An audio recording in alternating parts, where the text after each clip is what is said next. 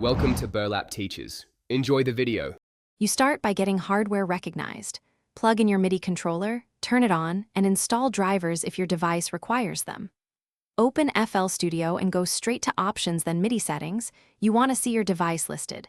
Once visible, enable the input and assign an unused port number so FL Studio can route data.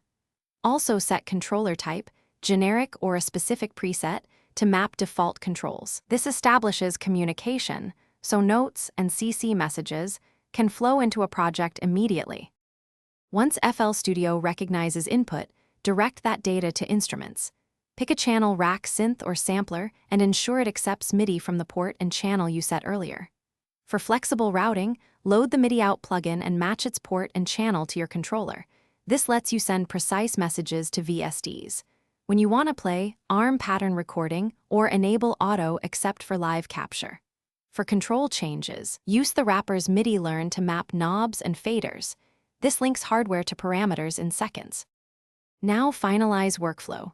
Record a short clip, quantize or edit as needed, and save a project template with your MIDI port and mapping preserved so you don't repeat setup.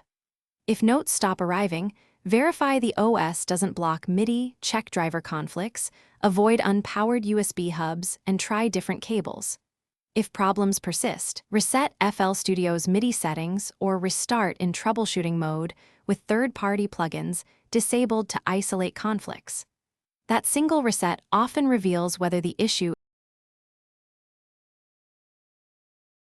Thanks for watching. Consider subscribing if this video helped you.